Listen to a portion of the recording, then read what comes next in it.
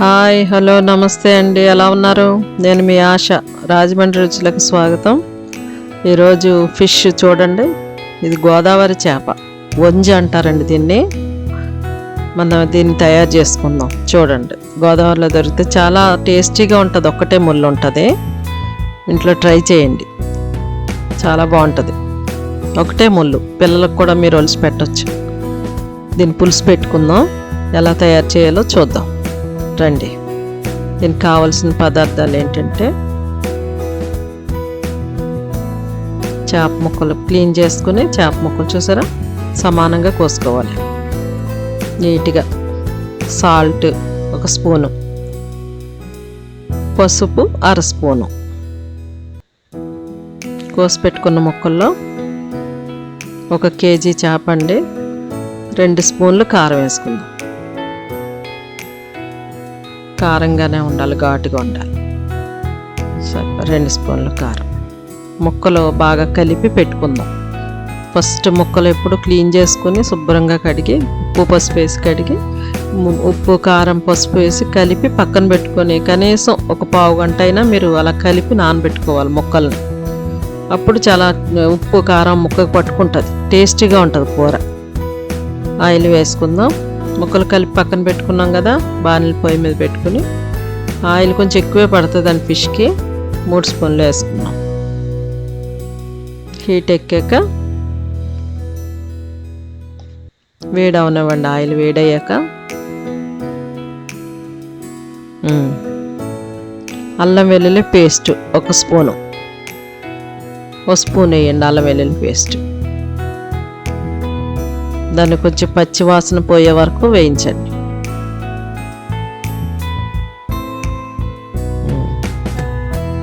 మంట సిమ్లోనే ఉంచండి. ఇప్పుడు ఫస్ట్ మనం ఉల్లిపాయ మసాలా వేయించుకున్నప్పుడు మంట సిమ్లోనే ఉండనివ్వండి,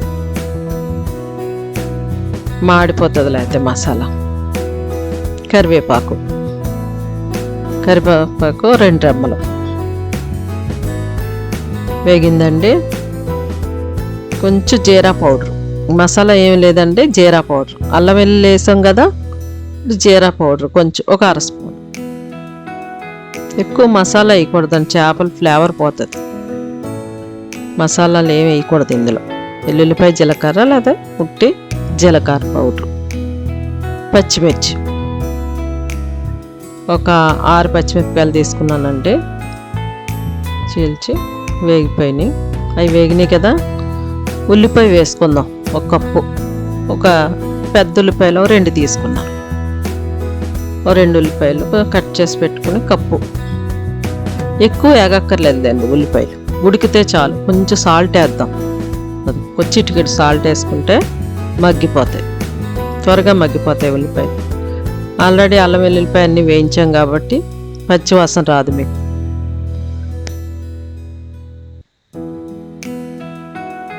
దగ్గరికి అయింది చూసారా, ఉల్లిపాయ మెత్తపడుతుంది. సాల్ట్ వేసాం కదా, కొంచెం మెత్తపడుతుంది. ఉల్లిపాయ ఉడికిపోయింది,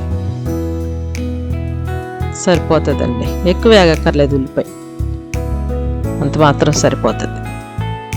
ఇప్పుడు ముక్కలు కలిపి పెట్టుకున్నాం కదా, వాటిని పైన అలాగా జాగ్రత్తగా సదరండి. పైన చక్కగా పేర్చండి. ఆ వేడికి ఉప్పు కారం మసాలా అన్నీ ముక్కగా పట్టుకుంటాయి మీకు. లోపలికి సాల్ట్ అన్నీ చక్కగా ఇదిగా ఉంటుంది. చప్పదనం రాదు ముక్క. ఉప్పు కారం లోపలికి వెళ్ళి తినేటప్పుడు. ఇది ఇంకా పెట్టేశారు కదా, మూత పెట్టి 10 నిమిషాలు అలా ఉంచేయండి.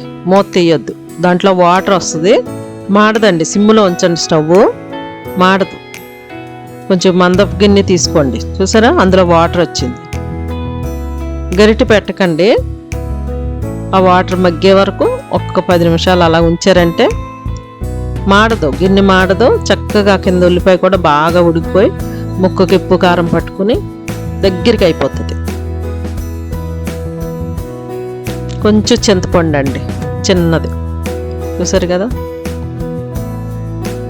కలిపి పెట్టుకున్నాను, అది వేసేసుకోండి. సరిపోతుంది, ఎక్కువ వాటర్ వేయకండి, అంత చాలు. ఒక చిన్న కప్పు చింతపండు పులుసు పెట్టుకోవాలండి చేప, అందుకనే చింతపండు పులుసు అనమాట. ఇప్పుడు నీళ్ళు వేసాం కదా, ఇప్పుడు మంట పెంచుకోండి, సిమ్లో ఉండక్కర్లేదు, హైలో పెట్టేయండి. ఒక 5 నిమిషాలు అయితే చాలు. ఇలాగా ఎక్కువ ఉడకకూడదు, ముక్క ఇదైపోతుంది మళ్ళీ. ఆల్రెడీ ఉడికిపోయింది ఉప్పు కారంలో కాబట్టి, మసాలా అన్నీ పట్టుకున్నాయి కాబట్టి. చింతపండు పులుసు వేసాం కదా, ఒక్క 5 నిమిషాలు హైలో పెట్టి ఉడకనివ్వండి. మంట హైలో పెట్టేయండి.